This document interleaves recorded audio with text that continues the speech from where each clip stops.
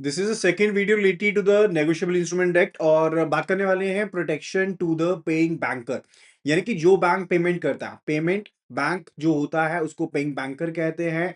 Means जिसके पास drawer का account है, राइट। सो ड्रॉर कौन होता है? जो अकाउंट होल्डर होता है, that is a drawer. And वो अपने चेक को ड्रॉ करता है। जब वो चेक प्रेजेंट किया जाएगा, लाइक कलेक्टिंग बैंक की तरफ से प्रेजेंट किया गया या फिर डायरेक्टली वो आ गया पेइंग बैंक के पास आ गया, तो ये बैंक जिसके ऊपर ड्रॉ किया जाता है, दैट इज ड्रॉई बैंक, उसे हम क्या कहते हैं?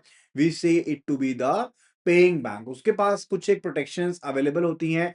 लेट्स हैव अ लुक कि क्या क्या प्रोटेक्शन उनके पास अवेलेबल है। The first one it's related to the regular endorsement. Endorsement की रेगुलरिटी अगर मेंटेन्ड है, रेगुलरिटी का मतलब होता है कि let's say a endorsed it to be and फिर उसके बाद बी ने सी को किया हुआ, सी ने सी से डी को किया हुआ। अब इसके बीच में कोई मिसिंग लिंक नहीं होना चाहिए। ऐसा नहीं है कि ए ने बी को किया था लेकिन बी वाला लिंक मिसिंग है। अगर मिसिंग होगा तो उसे हम रेगुलर नहीं मानेंगे। So that is actually required. So अगर एंडोर्समेंट्स रेगुलर हैं फेस के ऊपर तो उन्हें सही माना जाएगा। And payment must be done in due course. So the payment is being done in due course. मैंने पेमेंट इन ड्यू कोर्स के बारे में आपको बताया भी था। देयर वर सम रिक्वायरमेंट्स कि अपरेंट टेनर के हिसाब से होना चाहिए, गुड फेथ में होना चाहिए, बिना किसी नेग्लिजेंस के होना चाहिए।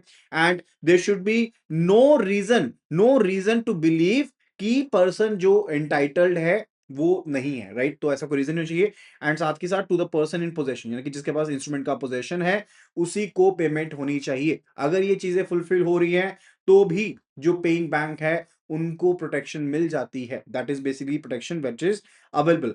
Further it's related to cross cheque protection which is available under section 128। यानी कि अगर पेमेंट हो रही है चेक की करेक्टली क्रॉसिंग के हिसाब से, जिस पर्सन का नेम मेंशन्ड है उसी पर्सन के अकाउंट में बैलेंस जा रहा है, तो भी कोई दिक्कत वाला इशू नहीं रहता है, राइट।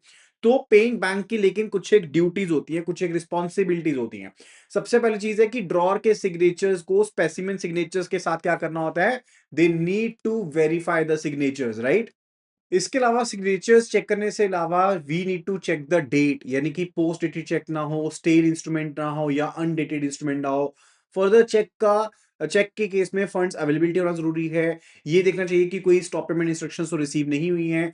आपको लीगल ऑर्डर्स भी चेक करने चाहिए, लाइक कोई गार्निश ऑर्डर तो नहीं आया, अटैचमेंट ऑर्डर तो नहीं आया, किसी भी तरह की मटेरियल ऑल्ट्रेशन ना हो। एंड चेक एंडोर्समेंट्स को ऑर्डर चेक करना पड़ता है। क्रॉसिंग रूल को मेनली आपको चेक करना पड़ेगा कि आपने देखा कि अकाउंट पे चेक है या फिर नॉट नेगोशिएबल इंस्ट्रूमेंट है, उसके हिसाब से you need to check and उसके बाद पेमेंट करनी होती है। सो अगर ये चीजें की जाती हैं तो पेइंग बैंक को प्रोटेक्शन मिलती है। अब बताते हैं फोर्स्ड सिग्नेचर्स के बारे में।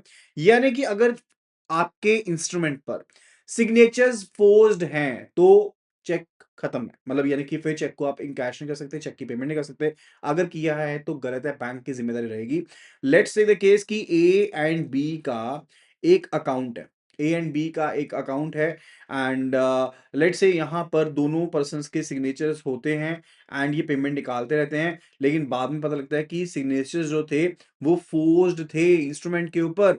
तो उसके केस में ये पर्सन जा करके जिसके सिग्नेचर फोर्ज में, ये क्लेम कर सकता है कि भाई हमारे सिग्नेचर नहीं से आपने पेमेंट कैसे कर दी। So that is very much required कि सिग्नेचर्स को चेक किया जाए। आप अगर सिग्नेचर्स मैच नहीं करते हैं तो बैंक के पास कोई अथॉरिटी नहीं है अकाउंट को डेबिट करने के लिए, और बैंक को रीइंबर्स करना पड़ेगा फिर कस्टमर को। Date must be taken care of.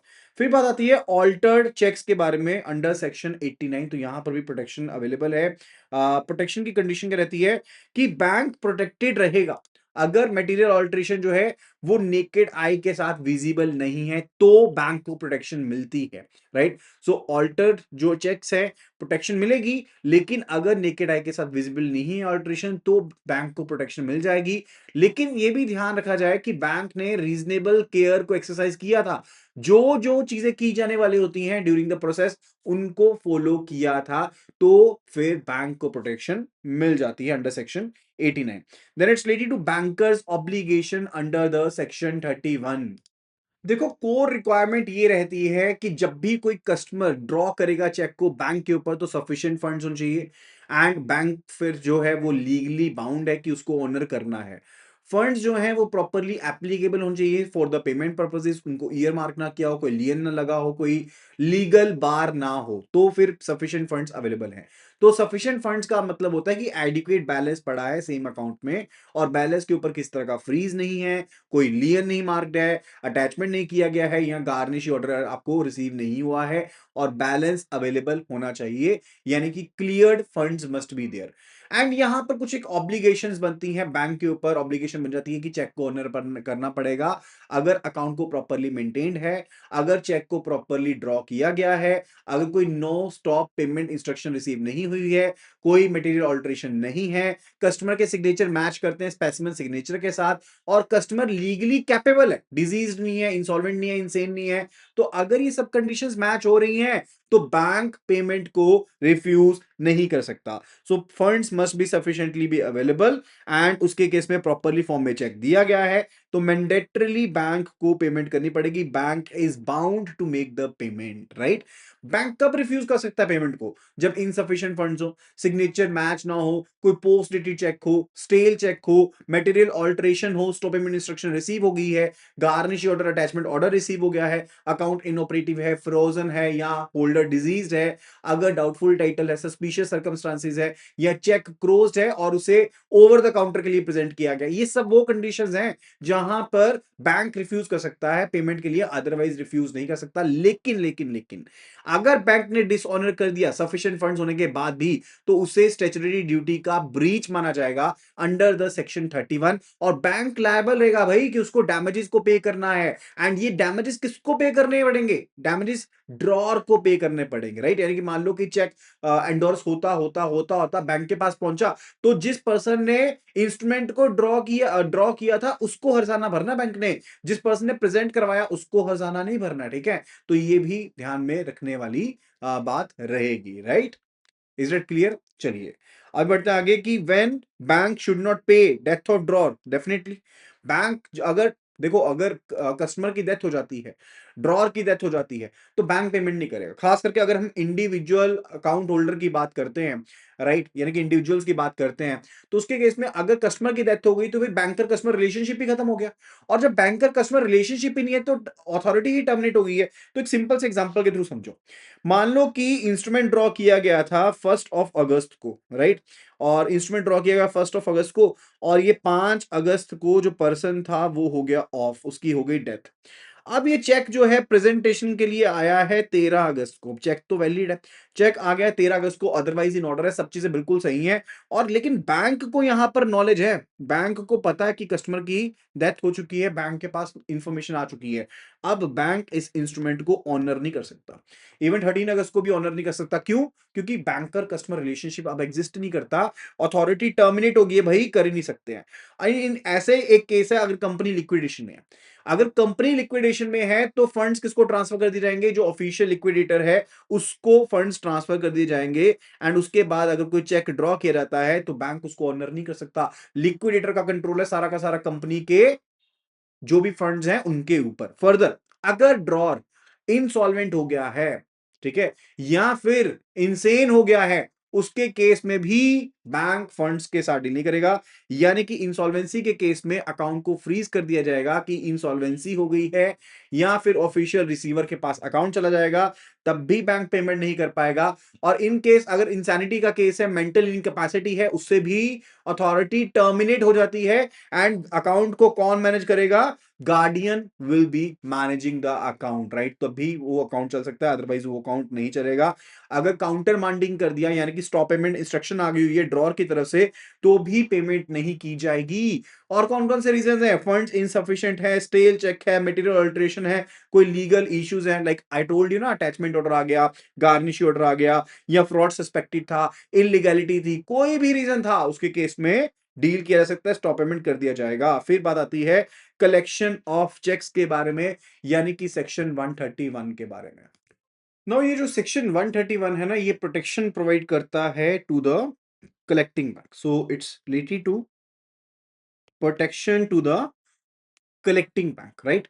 सो जो पेमेंट रिसीव करने वाला बैंक होता है, जब वो क्रॉस्ड चेक के लिए कस्टमर के लिए पेमेंट को रिसीव करता है गुड फेथ में, बिना किसी नेग्लिजेंस के, तो प्रोटेक्शन अवेलेबल रहती है to the collecting bank, right. आप सेक्शन 131 का पर्पस समझते हैं। अब मेनली बैंक्स को लायबल ठहराने से प्रिवेंट करता है कि ये ना हो कि अगर कोई डिफेक्टिव टाइटल था या फोर्स्ड इंस्ट्रूमेंट था और लेट से बैंक ने तो प्रेजेंट करवा दिया और पेमेंट रिसीव कर ली, तो बैंक के ऊपर जिम्मेदारी नहीं आएगी। लेट से एक कस्टमर है जिसने इंपर्सनेट किया कि वो पर्सन आर का चेक लेकर के आया, उसने अकाउंट पर्सन आर के नाम में अकाउंट ओपन किया हुआ है, राइट। या फिर लेट से चेक जो था, इस तरह से समझो कि जो चेक है वो पर्सन ए के नाम पे है, लेकिन जैसे राकेश है तो ये भी राकेश नाम है, तो इसने चेक इम्पर्सनेट कर लिया, लेकिन वो राकेश ने जिसको पेमेंट मिलनी थी, इसने इम्पर्सनेट कर लिया अपने आप को और बैंक के पास, अपने बैंक के पास चेक लगा दिया, बैंक ने कलेक्शन के लिए भेज दिया, अमाउंट को कलेक्ट करके इसके अकाउंट में क्रेडिट कर दिया।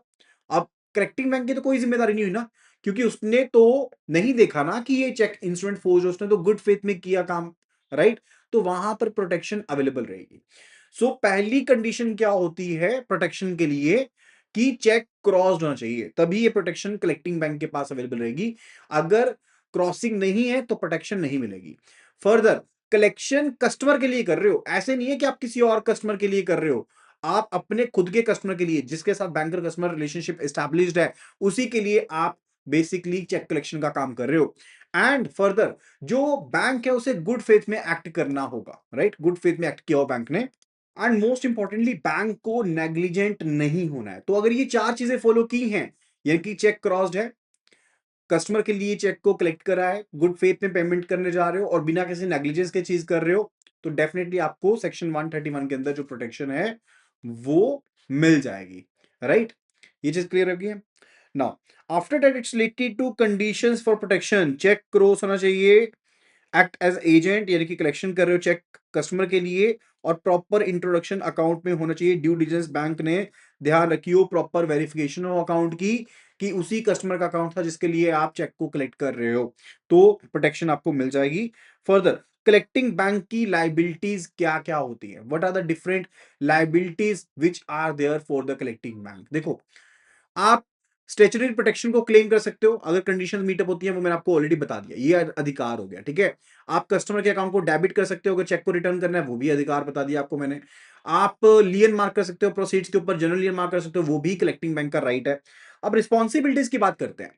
सो चेक को प्रॉम्प्टली प्रेजेंट करना पड़ेगा, ये आपकी रिस्पॉन्सिबिलिटी है। आपको क्लियरिंग रिकॉर्ड्स को, यानी कि सीटीएस के जो रिकॉर्ड्स होते हैं उनको मेंटेन करके रखना पड़ेगा, वो भी आपकी जिम्मेदारी है, कलेक्टिंग बैंक की जिम्मेदारी है। केवाईसी नॉर्म्स को फॉलो करना पड़ेगा स्ट्रिक्टली, और एंडोर्समेंट्स को वेरीफाई करने का काम, चेक की डिटेल को वेरीफाई करने का काम कलेक्टिंग बैंक का होता है, राइट। आप डिसऑनर को हैंडल करते हो, चेक रिटर्न को हैंडल करते हो, और मीमो जो होती है इमीडिएटली प्रोवाइड करते हो टू द पर्सन पेई, राइट। जो पेई पर्सन है उसको साथ के साथ बताते हो, उसको हैंड ओवर करते हो चीजों को। ये रिस्पॉन्सिबिलिटीज है किसकी, कलेक्टिंग बैंक की रिस्पॉन्सिबिलिटीज हैं। नेग्लिजेंस नहीं होनी चाहिए, एंड आपको एंडोर्समेंट को प्रॉपरली वेरीफाई करना होता है। अगर सस्पिशन लगता है, फ्रॉड लगता है, उसको आपने बताना होता है, आपको पता होना चाहिए, एंड आपको गुड फेथ में एक्ट करना होता है। ये चीजें आपकी रिस्पॉन्सिबिलिटी होती हैं। Now, paying versus collecting bank का थोड़ा सा पॉइंट देखते हैं कि पेइंग वर्सेस कलेक्टिंग बैंक क्या है। अब फंक्शन वाइज अगर देखें तो पेइंग बैंक पे करता है अमाउंट को टू द ड्रॉर्स अकाउंट, ठीक है, फ्रॉम द ड्रॉर्स अकाउंट, यानी कि ड्रॉर के अकाउंट से, अकाउंट होल्डर के अकाउंट से डेबिट करके पैसा पे करने का काम पेइंग बैंक का होगा, और वहीं चेक को कलेक्ट करने का काम कलेक्टिंग बैंक का होगा। प्राइमरी रिस्क की बात करें तो डिसऑनर एंड लाइबिलिटी का रिस्क पड़ा है किसके ऊपर, पेइंग बैंक के ऊपर, कि भाई डिसऑनर हो सकता है, लाइबिलिटी उस चीज से रिलेटेड है। लेकिन कन्वर्जन का रिस्क, यानी कि अगर टाइटल डिफेक्टिव हुआ तो कन्वर्जन का रिस्क पड़ सकता है किसके ऊपर, कलेक्टिंग बैंक के ऊपर। लेकिन अगर इंस्ट्रूमेंट क्लोज्ड है तो प्रोटेक्शन भी मिल सकती है, अगर गाइडलाइंस प्रॉपर्ली अवेलेबल है तो। So legal protection to paying bank is available under section 85 and 128, whereas the collecting bank is having the legal protection under the section 131। Duty की बात करें तो आपको चेक्स को वैलिड, और जो चेक है उनको ऑनर करना पड़ता है, ये रिस्पॉन्सिबिलिटी है पेइंग बैंक की। और कलेक्टिंग बैंक की रिस्पॉन्सिबिलिटी है कि इसने पेमेंट्स को कलेक्ट करना है फॉर द कस्टमर्स। अगर रिटर्न होता है तो रिटर्न मीमो टाइमली आपको प्रोवाइड करनी पड़ेगी टू द कस्टमर, ये रिस्पॉन्सिबिलिटी भी है, राइट। चलिए, सो ये था इस पार्ट के बारे में। अगर कंप्लीट पीडीएफ चाहिए बैंक प्रमोशन से रिलेटेड तो लिखो सिंपली बैंक प्रमोशन अपडेट्स। क्या लिखना है आपको, लिखना है प्रमोशन अपडेट्स या सिंपली प्रमोशंस लिख दो, और उसे व्हाट्सएप कर दो टू द नंबर 8360944200। 7 के ऊपर I will be sharing all the details with you. Thank you so much and see you again.